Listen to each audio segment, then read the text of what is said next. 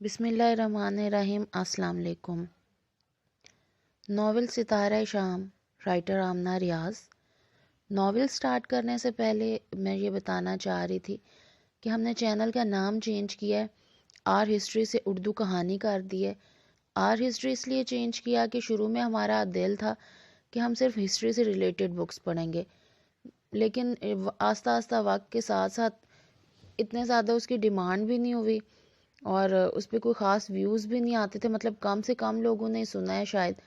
تو پھر ہم لوگوں نے سب کے چوائس کو دیکھتے ہوئے دوسرے ٹائپ کے ناولز جو آج کل کے ہیں وہ پڑھنا شروع کر دیے۔ کوشش کریں کہ ہسٹری کے بھی اچھے سے کوئی ناولز مزید کریں، لیکن ابھی تک تو یہی ہے، تو پھر وہ کنٹینٹ جو ہے وہ نام کے ساتھ میچ نہیں کر رہا تھا، اس وجہ سے پھر ہم نے نام چینج کر لیا۔ امید ہے آپ کو یہ بھی اپنے چینل کا نام پسند آئے گا۔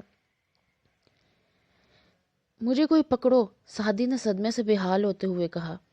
اپنے اس دوست نواز و ملن نثار جگری یار کے منہ سے ایسی زہر والی باتیں سن کے میرا دل چور چور ہو چکا ہے اور مجھے اس دنیا میں کوئی دلچسپی محسوس نہیں ہو رہی۔ میں خودکشی کرنے لگا ہوں۔ پلیز یار، تو خودکشی کر لے، اس لڑکی سے میں شادی کر لوں گا، سعد نے منت سے کہا۔ سعد ہی فوراً اس کے ہاتھ جھٹک کر نارمل ہو گیا۔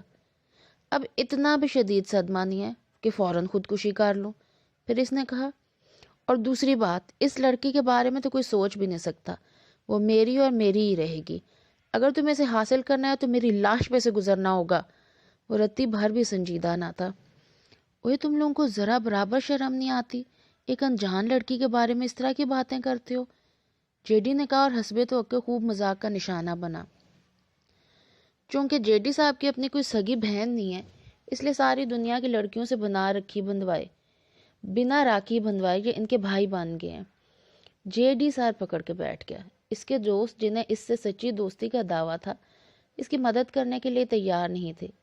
اس کی سادگی، دوست نوازی، ملن نثاری، خوش خلقی کے گن گانے والوں کے نزدیک اس کی پریشانی کی کوئی حیثیت نہ تھی، جبکہ جواب دہی کے خیال سے اس کا دماغ پھٹ رہا تھا۔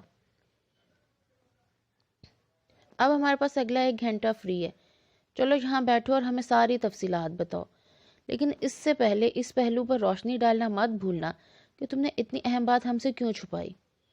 پہلی 2 کلاسز اٹینڈ کرنے کے بعد وہ تینوں ایڈمن بلاک کے پچھلی طرف آ گئی تھی، جو عام گزرگاہ نہ ہونے کی بنا پر زیادہ تر سنسان رہتا تھا۔ ان تینوں کی دوستی کی مدت زیادہ نہیں تھی۔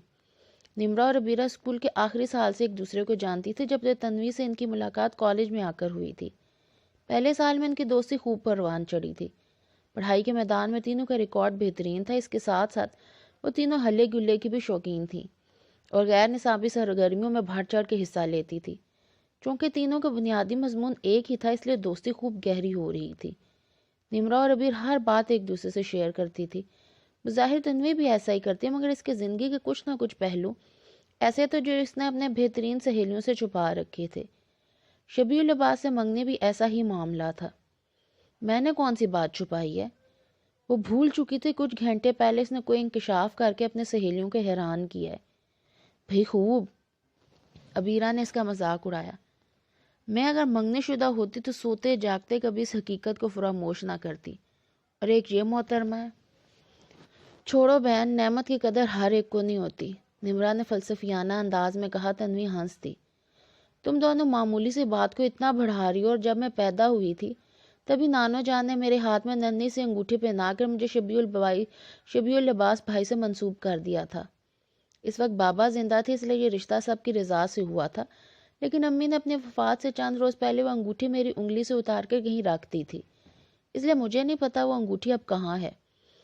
شاید نانو کے پاس ہو، مجھے پوچھنے کا خیال نہیں رہا۔ یار یہ اب اتنی پرانی بات ہے کہ میں اسے 24 گھنٹے تو یاد نہیں رکھ سکتی۔ صبح پہ کچھ ایسی صورتحال بن گئی کہ مجھے بتانا پڑا، ورنہ تم لوگوں نے اپنی طرف سے افسانہ بنا لینا تھا۔ اچھا، اتنی چھوٹی عمر میں زندگی کا اتنا بڑا فیصلہ، عبیرہ نے کہا۔ تنوی، سچ سچ بتانا ہے تمہیں کبھی اپنے نانوں کے اس فیصلے پر اعتراض نہیں ہوا؟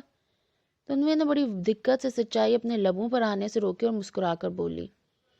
اس میں اعتراض والی کیا بات ہے؟ نانوں نے مجھے پالا، وہ میری زندگی کے بارے میں ہر طرح کا فیصلہ کرنے کا حق رکھتی ہیں، اور اس فیصلے میں تو امی اور بابا کی مرضی بھی شامل تھی۔ اچھا اور بھی تو بتاؤ، نمرہ نے اشتیاق سے کہا۔ مثلاً وہ گہری سانس بھر کر پوچھنے لگی، مثلاً نام، کوالیفیکیشن وغیرہ وغیرہ۔ تھک ہار کر تنوی نے خود کو ان کے سوالات کے رحم و کرم پر چھوڑ دیا۔ یوں بھی وہ جانتی تھی گریز کا کچھ فائدہ نہ ہوگا۔ نام شبیہ العباس، عمر 24 سال 7 مہینے، UET سے سول انجینئرنگ کر رہے ہیں، مستقیم ماموں کے بیٹے ہیں، قد 6 فٹ 1 انچ، رنگ صاف، مزاج سخت، ہنستے کبھی کبھی ہیں، عموماً غصے میں رہتے ہیں۔ تم دونوں ایک دوسرے سے محبت کرتے ہو؟ عبیرہ نے بعجلت پوچھا۔ تنوی سوچ میں پڑ کے پھر بولی، پتہ نہیں، میں نے کبھی اس بارے میں سوچا ہی نہیں۔ اس نے سادگی سے کہا۔ دھت تیرے کی، جو بات سب سے پہلے سوچنا چاہیے تھی اب تک نہ سوچی۔ تم کسی کام کی نہیں ہو تنوی۔ پھر عبیر نے کہا، اچھا ایک بات بتاؤ، اس نے کبھی تمہیں آئی لو یو کہا ہے؟ تنوی بیر بہوٹی بن گئی۔ کیسے واہیات سوال کرتی ہو؟ تم صرف جواب دو، آئی لو یو کہا ہے یا نہیں؟ نہیں۔ تمہیں دیکھ کر بلا وجہ مسکراتا ہے؟ نہیں۔ تمہیں دیکھ کر اس کی آنکھوں میں چمک تو ضرور آتی ہوگی۔ عبیرہ پر یقین تھی۔ نہیں، تنوی اکتا کر بولی۔ اچھا کبھی کوئی گفٹ دیا ہے؟ نہیں۔ کارڈ؟ نہیں۔ یار تم لوگوں میں کوئی نارمل منگیتروں والی بات بھی ہے کہ نہیں؟ عبیرہ نے جھنجھلا کر پوچھا۔ کیونکہ یہ افسانوی منگیتر ہیں، نمرا نے گھاس کا تنکا چباتے ہوئے بڑی سنجیدگی سے کہا تھا۔ وہ دونوں حیران ہو کر اس کی شکل دیکھنے لگی۔ مطلب؟ بھئی دیکھو نا، افسانوں میں بھی تو یہی ہوتا ہے، منگیتر لاتعلق، لڑکی لاپرواہ لیکن دلوں میں محبت کا ٹھاٹھے مارتا سمندر۔ ایک زوردار دھپ اس کا مزاج پوچھ گئی تھی۔ تم دونوں کیوں چاہتے ہو کہ میں تم دونوں کو کوئی بہت رومانٹک سا قصہ سناؤں، جبکہ ایسا کچھ نہیں ہے؟ شبی بھائی نے آج تک مجھ سے ایسی کوئی بات نہیں کی جو رومانس کے زمرے میں آتی ہو، بلکہ رومانٹک بات تو بڑی دور کی بات ہے، وہ بات ہی بہت کم کرتے ہیں، بہت بہت ضرورت ہو تو بس تب بولتے ہیں۔ اس نے جیسے ان کی امیدوں پر پانی پھیر دیا تھا۔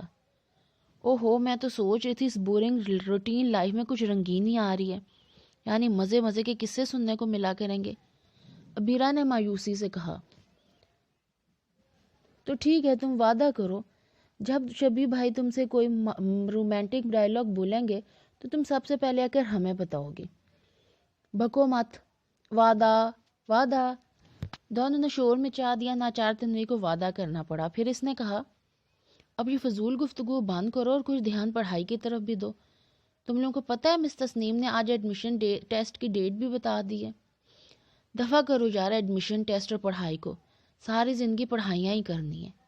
عبیر گھاس پر چت لیٹ گئی، پھر پیر جھلاتے ہوئے بولی، ڈرامیٹک سوسائٹی کا جو نیا نوٹس لگا ہے تم لوگوں نے پڑھا ہے؟ پھر خود ہی بولی، اس بار اینول ڈرامہ کے لیے قصہ سسی پنو چنا گیا ہے۔ مس رابعہ نے جمعرات کے روز لڑکیوں کو آڈیشن کے لیے بلوایا ہے، اور دلچسپ بات یہ ہے کہ سسی پنو کے کرداروں کے لیے لڑکیاں پہلے ہی چنی جا چکی ہیں۔ تمہیں کس نے بتایا؟ تنوی نے پوچھا۔ پھر یہ نہ پوچھو، تم لوگوں کو نہیں پتا میری CID کس قدر تیز ہے؟ واہ بیرا، اپنی طرف سے بڑی زوردار خبر سنائی ہے، نمرا نے چڑھ کر کہا، جبکہ میں پہلے ہی جانتی ہوں کہ سسی پنو کے کردار کون کر رہے ہیں۔ تمہیں کیسے پتا؟ دونوں چونکی۔ یار یہ تو بڑی عام فہم بات ہے، پنو کا کردار عروش کرے گی اور تنوی سسی کا۔ پچھلے سال بھی تو ہیر رانجھا کے کردار ان دونوں نے کیے تھے اور کیا خوب کیے تھے۔ تمہیں شاید یہ نہیں پتا میں سسی کے رول کے لیے مس رابعہ کو منع کر چکی ہوں۔ تنوی نے اطمینان سے انکشاف کیا۔ کیوں؟ دونوں کے منہ کھل گئے۔ تم اتنی ٹیلنٹڈ ہو تنوی، انہیں منع نہیں کرنا چاہیے تھا، عبیرہ نے کہا۔ ہاں عبیرہ، میں یہ رول کرنا چاہتی تھی، مگر جب مجھے پتا چلا میل رول عروش کر رہی ہو تو میں نے انکار کر دیا۔ لیکن کیوں؟ عروش کے ساتھ کام کرنے میں کیا دقت ہے؟ نمرا نے سلگ کر پوچھا۔ وہ عروش کے مداحوں میں سے تھی۔ میں پچھلے سال ہی اس کے ساتھ کام کر کے کافی پچھتا چکی ہوں۔ میرا دماغ خراب نہیں ہے کہ ایک بار پھر اس کے ساتھ ہیروئن کا رول کر کے لڑکیوں کو باتیں بنانے کا موقع دوں۔ پہلے کس قدر اوٹ پٹانگ باتیں ہو رہی ہیں۔ اس کا صاف کھرا انداز تھا جو نمرا کو برا لگا۔ تم پاگل ہو تنوی، لڑکیوں کی بے سروپا باتوں میں آ رہی ہو۔ اس سے قبل کہ جھگڑا شروع ہوتا ہے عبیرہ کھڑی ہوگی۔ مجھے آج پاکٹ منی ملی ہے، اسی خوشی میں تم لوگوں کو ٹریٹ دیتی ہوں۔ یہی لے آتے ہیں، چلو عبیرہ میں تمہارے ساتھ چلتی ہوں۔ نمرا اٹھ کھڑی ہوئی۔ ابیرا نے انہیں جاتے دیکھا، پھر سامنے کیاری کی طرف دیکھنے لگی جہاں ایک دھوبن چڑیا پھدکتی پھیر رہی تھی۔ وہی ہوا جس کا ڈر تھا۔ فلیٹ کی مکمل صفائی سے پہلے شبیہ لباس پہنچ گیا۔ سعدی، واسق، ارسل، اس نے انگلیوں پر گنتے ہوئے کہا، کیا میں جان سکتا ہوں میری غیر موجودگی میں تمہارے اور کتنے دوستوں نے یہاں ڈیرا ڈال رکھا ہے؟ تمہیں غلط فہمی ہوئی ہے یار، یہاں کوئی بھی نہیں ہے۔ بکھرے ہوئے برتن سمیٹے ہوئے اس نے اپنے تئیں بڑی مہارت سے جھوٹ بولا تھا۔ اچھا تو پھر یہ بکھراوا نوری مخلوق پھیلا گئی ہوگی، شبی نے تان سے کہا۔ جیڈی ہنس پڑا۔ شبی مجھے بخار رہا اتنے دن، روز چکے تو صفائی نہیں ہو سکی، اس لیے اتنے روز کا کام اکٹھا ہو گیا، ورنہ تمہیں پتہ ہی ہے میں اتنا بکھراوا کبھی ہونے نہیں دیتا۔ یہی تو بات ہے، تمہاری فطرت سے میں اچھی طرح واقف ہوں، اس لیے مجھے یقین نہیں آ رہا کہ پورے فلیٹ کا یہ حشر تم نے کیا ہے۔ جیڈی اتنی عمر ہوگی تیری، اپنی بیوقوفی کے ہاتھوں لوگوں سے دھوکہ تو اب تک کھا رہا ہے، یعنی انسانوں کو پہچاننا تجھے اب بھی نہیں آیا۔ میرے بھائی اور کچھ نہیں تو کم سے کم جھوٹی مہارت سے بولنا سیکھ لے۔ شبی نے اس کی اچھی کلاس لے ڈالی۔ جیڈی بالکل خاموشی سے اپنے کام میں لگا رہا۔ اسے شبی سے ایسی ڈانٹ سننے کی عادت تھی۔ تجھے پتہ ہے جیڈی تیرا مسئلہ کیا ہے؟ ہاں پتہ ہے، جیڈی نے لاپرواہی سے کہا، پھر پوچھا، وہاں حویلی میں سب کیسے ہیں؟ ٹھیک ہے۔ اس نے جوتے اتار کے ایک طرف رکھے، پھر بیڈ پر پیچھے کی طرف گر کر سر کے نیچے دونوں ہاتھوں کا تکیہ بنا لیا۔ عباد، مانی، اسفر، تنوی، نویرہ، حرم، اسفر سے بات ہوئی تھی میری، وہ تو کہہ رہا تھا اس بار آئے گا تمہارے ساتھ۔ سب ٹھیک ہیں بھئی، اسفر کو کوئی کام تھا اسی لیے نہیں آیا، شبی نے کہا۔ جیڈی نے کچن سے نکلتے ہوئے اسے دیکھا، آنکھیں بند کر کے لیٹا، وہ بہت تھکا ہوا لگ رہا تھا۔ بہت تھکے ہوئے لگ رہے ہو، چائے لاؤں؟ اس نے محبت سے پوچھا۔ اجمل کہاں ہے؟ اس نے ملازم لڑکے کے بارے میں پوچھا۔ اس کی ماں بیمار تھی، میں نے 1 ہفتے کی چھٹی دے دیا، بیچارہ بہت پریشان تھا۔ ایک تو تمہیں ہر ایک کی ماں بنے رہنے کا بہت شوق ہے، جس سے دیکھو ہمدردی جتائی جا رہی ہے، شبی نے اکتا کر کہا۔ مجھے یقین ہے اسے چھٹی دیتے ہوئے ایک بار بھی تم نے یہ نہیں سوچا ہوگا کہ کچن کون سنبھالے گا۔ شبی ہمیں ملازموں کی کمی تھوڑا ہی ہے، 1 چھوڑ 10 ملتے ہیں، میں گاؤں سے بھی ملازم منگوا سکتا تھا، لیکن جب اللہ نے 2 ہاتھ دیے ہیں تو انہیں استعمال بھی کرنا چاہیے۔ میں نے سوچا کھانا تو میں اچھا ہی بنا لیتا ہوں، تھوڑی بہت صفائی بھی کر لوں گا، بس کپڑوں کا مسئلہ تھا، لیکن یہ بھی اتنا بڑا مسئلہ نہیں، لانڈریز کس مارس کی دوا ہے۔ پھر میں نے سوچا آج ہم کسی کی مدد کریں گے تو کل کوئی ہماری مدد کرے گا۔ سچ کہوں میں نے حقوق العباد کا خیال رکھنے کی کوشش کی تھی۔ اچھا چھوڑو اس بحث کو، میں چائے لاتا ہوں۔ میرا سوال اپنی جگہ موجود ہے، تمہیں پتہ ہے تمہارا مسئلہ کیا ہے؟ شبی نے پوچھا۔ میں جو بھی کہوں گا تم اسے رد کر دو گے، اس لیے تم ہی بتا دو۔ جیڈی گہری سانس بھرتے ہوئے مسکرا کر کہا، بے وقوفی۔ شبی نے سرعت سے کہا، تمہارا سب سے بڑا مسئلہ بے وقوفی ہے۔ بعض اوقات تمہاری بے وقوفی پاگل پان کی حد تک بڑھ جاتی ہے۔ مجھے حیرانی ہے تم لوگوں کو پہچان کیوں نہیں پاتے۔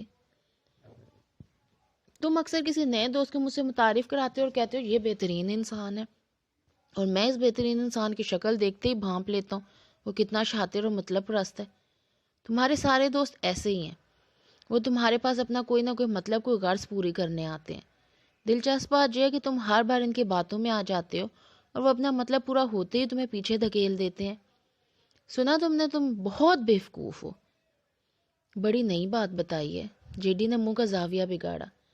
میں چھوٹا سا تھا تب سے اپنی شخصیت کی اس خوبی سے آگاہ ہوں، تم سے پہلے ہی کئی لوگ مجھے بتا چکے ہیں، وہ سادگی سے کہہ رہا تھا۔ تمہیں ذرا بھر احساس نہیں ہے جیڈی تمہارے دوست تمہیں کیسے ڈاج دے جاتے ہیں؟ تمہیں اچھا لگتا ہے دوسروں کے ہاتھوں بے وقوف بننا؟ شبی نے جھنجھلا کر پوچھا۔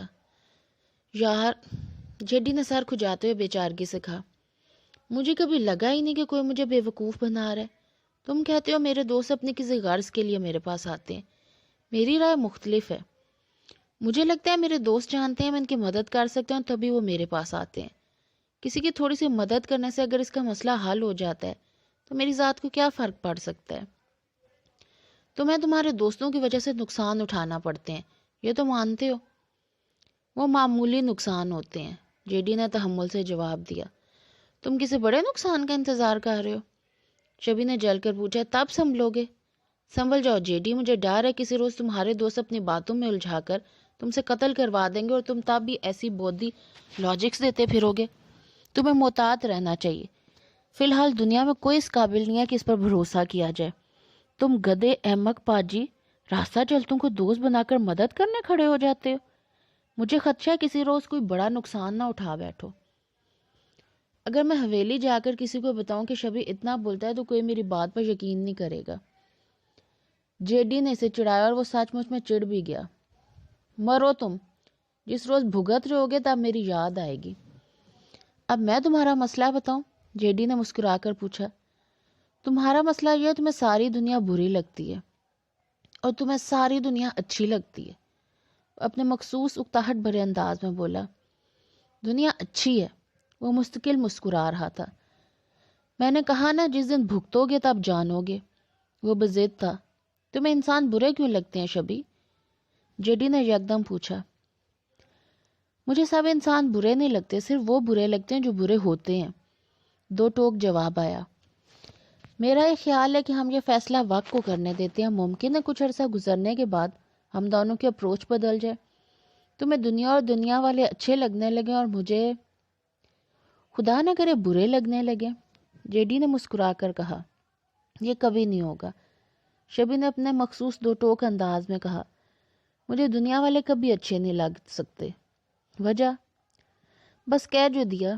ایک بات بتاؤ شبی, تم ہر بات اس قدر دو ٹوک انداز میں کیوں کہتے ہو جیسے پتھر پر لکیر؟ بلکہ پتھر پر لکیر بھی گزرتے وقت کے ساتھ مدھم پڑ جاتی ہے. پتہ نہیں, میں نے کبھی اس بات پر غور نہیں کیا. مجھے تمہاری بہت فکر ہے جے ڈی. کچھ مہینوں کی بات ہے ہمیں BE کی ڈگری مل جائے گی. میں سوچتا ہوں جتنا تمہارے چہرے پہ چغت پانے سے دیکھتے ہوئے تمہیں نوکری کون دے گا. اکیڈیمک ریکارڈ کا پلس ہونا اور بات ہے, پریکٹیکل فیلڈ میں آ کر جاب حاصل کر لینا بالکل ہی اور بات. تمہیں چاہیے تھا کسی عام سے سبجیکٹ میں پوسٹ گریجویٹ کرتے اور سرکاری اسکول میں ماسٹر جی لگ جاتے. تمہارے جیسی بنگڑو شکل کے کئی ماسٹر جی دیکھے ہیں میں نے. شبی کا مسئلہ یہ تھا وہ بدتمیزی کی حد تک صاف گو تھا. صاف گوئی بھی وہ جس میں سامنے والے کو زخمی کر دینے والی تلخی ہوتی تھی. جے ڈی ہرٹ ہونے کے باوجود مسکراتا رہا. تم میری فکر نہ کرو, مجھے جاب نہ ملی تو میں دادو کے آفس میں بیٹھوں گا. فیملی بزنس کا کچھ فائدہ تو ہمیں بھی حاصل ہونا چاہیے. شاباش, شبی نے مسکرانا انداز میں کہا. BE سول کر کے گنے سے چینی بنانا اور چاول چھانٹنا سیکھو گے. بھائی خوب. تو اس میں مذاق اڑانے والی کیا بات ہے؟ ذاتی کاروبار کے اپنے مزے. ہمارے جو شوگر اور رائس ملز ہیں ہمیں ان سے فائدہ اٹھانا چاہیے. پھر دادو بیچاری کب تک یہ سارا کام تنہا سنبھالیں گی؟ اس میں کیا شک ہے, وہ فوراً مان گیا. اچھا شبی, تمہارا آگے کیا کرنے کا پروگرام ہے؟ میں کچھ عرصہ یہاں کسی اچھی انجینئرنگ فرم میں کام کروں گا, پھر اسپیشلائزیشن کے لیے انگلینڈ جاؤں گا. تمہیں پتہ ہے انگلینڈ جا کے پڑھنا میرا کتنا بڑا خواب ہے. پھر ظاہر ہے جاب کروں گا اور اگلے 10 سالوں میں اپنی ایک کنسلٹنٹس بنا لوں گا. تم دیکھنا جے ڈی, میں بہت ترقی کروں گا. انشاءاللہ, جے ڈی نے صدقے دل سے کہا. پھر بولا, ویسے میرا خیال ہے دادو ہم دونوں کو جاب کرنے کے پرمیشن نہیں دیں گی. اپنے بارے میں تو میں پر یقین نہیں ہوں, لیکن تمہارے بارے میں مجھے 100% یقین ہے وہ تمہیں ہرگز نہیں جانے دیں گی. وہ ہمیشہ چاہتی ہیں تم پڑھائی ختم کر کے بزنس کی طرف آ جاؤ. تمہیں پتہ ہے مجھے کسی کی پرمیشن کی ضرورت نہیں ہوتی. میں وہی کرتی ہوں جو میں کرتا ہوں جو میرا دل چاہتا ہے. اس نے اپنے مخصوص شاہانہ انداز میں کہا تھا. جے ڈی خاموشی سے اسے دیکھنے لگا.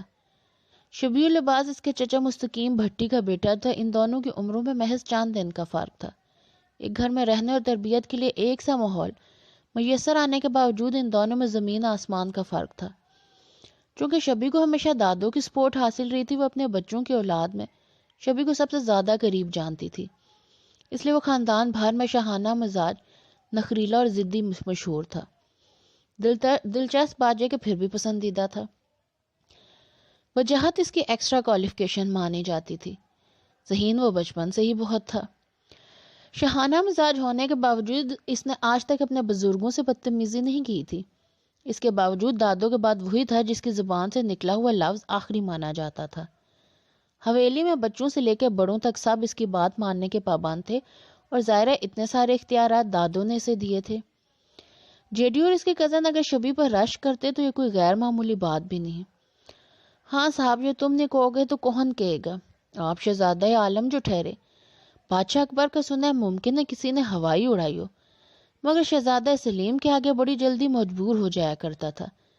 وہ تو انارکلی کے معاملے میں باپ بیٹا میں تھوڑی انبن ہو گئی اور فسانہ بن گیا۔ ہماری زوردار شخصیت والی دادو بادشاہ اکبر سے بھی زیادہ مجبور ہو جاتی ہیں تمہارے آگے۔ وہ تو شکر ہے کہ درمیان میں کوئی انارکلی نہیں ہوتی، تب بھی ہماری انبن نہیں ہو سکتی، کیونکہ میں دادو سے بہت محبت کرتا ہوں۔ جیڈی کچن کی طرف بڑھا۔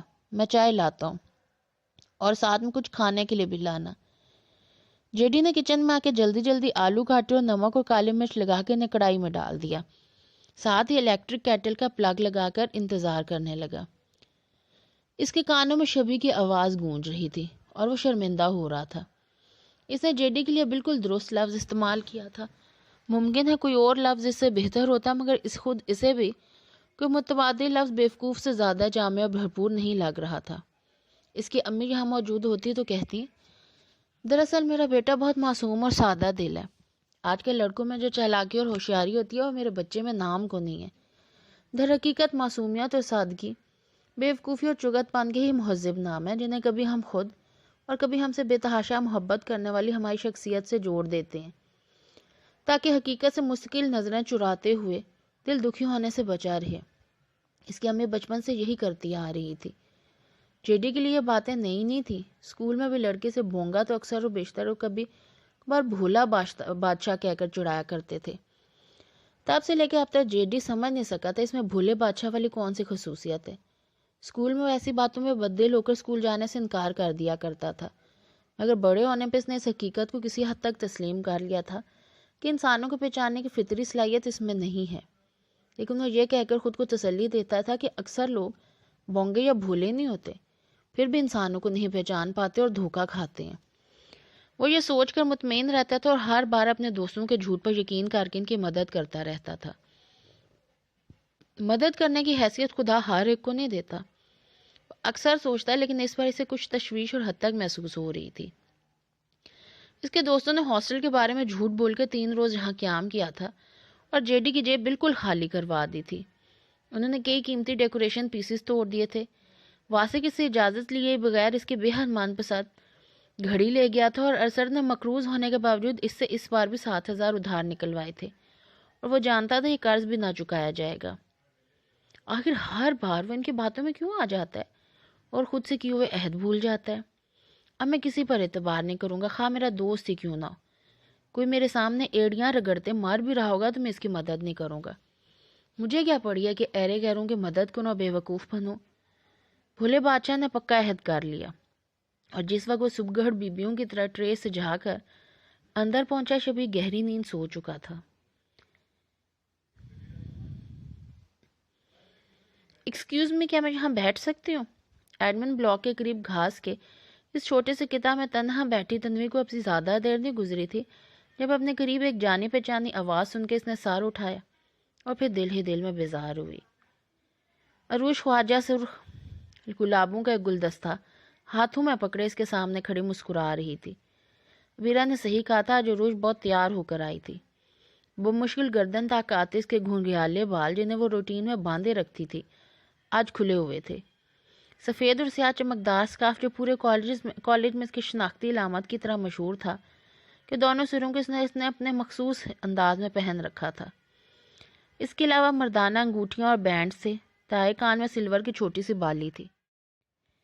یہ وہ لوازمات تھے جو ہر روز وہ کالج یونیفارم کے ساتھ استعمال کرتی تھی۔ کوئی کلاس اٹینڈ کرنے کے لیے جاتے ہوئے سب اتار کر اپنی کلاس کا نمائندہ رنگ کا دوپٹہ اوڑھ لیتی تھی اور واپس آ کر پھر پہن لیتی تھی۔ آج کے دن کی خاص تیاری کا سب سے اہم عنصر وہ لپ گلاس ہے جس کی وافر مقدار اس نے اپنے ہونٹوں پر لگا رکھی تھی اور اس وقت بالکل عجوبہ لگ رہی تھی۔ کیا میں یہاں بیٹھ جاؤں؟ اسے خاموش دیکھ کے عروش نے پھر پوچھا۔ دور دور تک کوئی اسٹوڈنٹ دکھائی نہیں دے رہا تھا۔ ناچار تنوی نے اس بات میں سر ہلایا، ساتھ ہی اپنے نوٹ بک کھول کر جلدی جلدی قلم گھسیٹنے لگی۔ آپ مصروف لگ رہی ہیں، عروش نے اس کے قریب بیٹھتے ہوئے کہا۔ میں نوٹس بنا رہی ہوں، تنویر نے بے تاثر لہجے میں کہا۔ عروش اور اپنے بارے میں ہونے والی چیمگوئیں اس نے بھی سنی تھی اور وہ نہیں چاہتی تھی ان دونوں کو اکٹھا بیٹھے دیکھ کے لڑکیاں ذرا اوٹ پٹانگ باتیں کریں۔ اوہ، عروش کے لہجے میں مایوسی کی جھلک تھی۔ میں تو آپ سے کچھ باتیں کرنے آئی تھی، اس نے کہا۔ آپ بات کریں، میں سن رہی ہوں۔ آپ کو پتہ ہی ہوگا آج میرا برتھ ڈے ہے۔ عروش نے یوں پوچھا جیسے خود کو بہت مشہور ہستی سمجھتی ہو۔ میں مدر ٹریسا کا برتھ ڈے یاد رکھتی ہوں یا اپنا؟ تنوی جی بھر کر رکھائی کا مظاہرہ کر رہی تھی۔ عروش لاجواب ہوگی۔ دراصل کالج کی اکثر لڑکیوں کا پتہ ہے تو میں نے سوچا آپ کو بھی پتہ ہی ہوگا۔ میں ان اکثر لڑکیوں میں شامل نہیں ہوں۔ اچھا میں آپ کو تو بتا رہی ہوں، عروش اتنی جلدی ماننے والوں میں سے نہیں تھی۔ آپ مجھے وش نہیں کریں گے؟ Happy birth day. آپ کا نام بہت خوبصورت ہے۔ شکریہ۔ کس نے رکھا تھا؟ میری نانوں نے، تنوین نے کہا۔ انہوں نے میرا نام اپنے نام پہ رکھا تھا کیونکہ وہ چاہتی تھی میں بالکل ان کی جیسی بنوں۔ یہ پہلا طویل جملہ تھا جو اس نے ادا کیا۔ عروش کے لیے یہ بھی غنیمت تھا، کم سے کم وہ بات کرنے پر تو راضی ہوئی۔ کیا آپ کی نانوں آپ کی طرح خوبصورت ہیں؟ میں تو ان کے پاسنگ بھی نہیں ہوں۔ اس کے لہجے میں نانوں کے لیے فخر ہی فخر تھا۔ عروش مسکرائی۔ میں کبھی آپ کی نانوں سے ضرور ملوں گی تاکہ پتہ چل سکے وہ خاتون کتنی خوبصورت ہے جس کے آپ پاسنگ بھی نہیں ہیں۔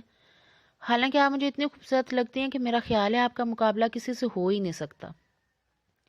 آپ کو پتہ ہے میں آپ کو کتنا پسند کرتی ہوں؟ شاید میں ٹھیک سے بتا بھی نہیں سکتی۔ آپ میری فرینڈ بنیں گی؟ اس نے پوچھا۔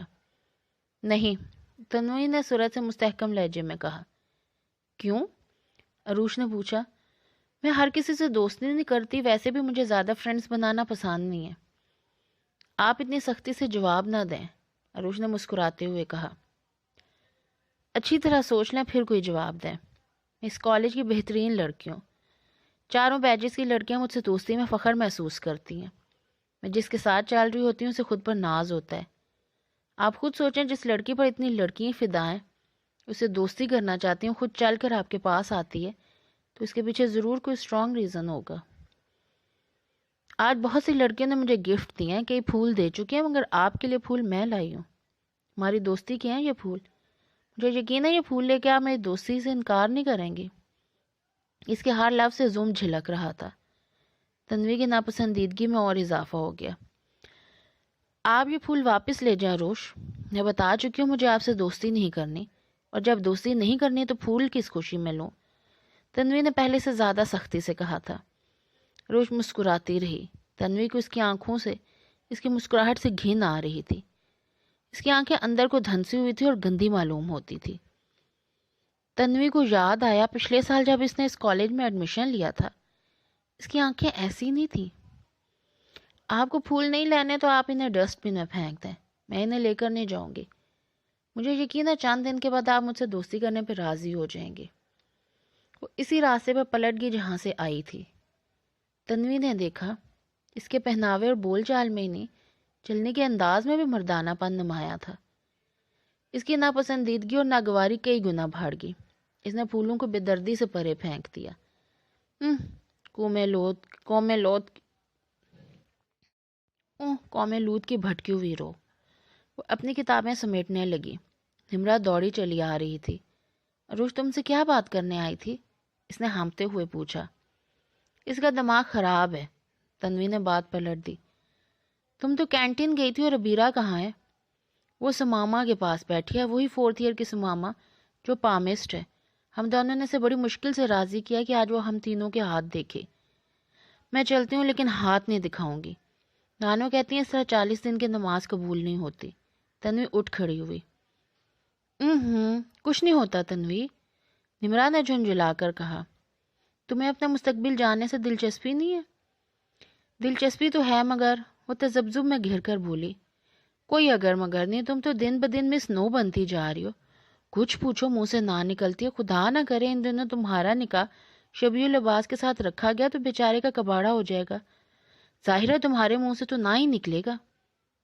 نمرہ اسے ساتھ گھسیٹتے ہوئے تیز تیز بول رہی تھی۔ اس کے ساتھ ہی آج کی ایپیسوڈ ختم ہوتی ہے۔ امید ہے کہ آپ لوگ اس کو پسند کریں گے، اور پسند آنے کی صورت میں لائک کا بٹن ضرور دبائیے گا۔ اس کو شیئر کیجئے، اپنے فرینڈز کو بتائیے، اور جو لوگ ناولز کے بہت زیادہ شوقین ہیں ان کو بتائیے کہ آڈیو ناول ہمارے پاس اچھے والے ناول جو ہیں میسر ہیں۔ کائنڈلی اس کو شیئر کیجئے۔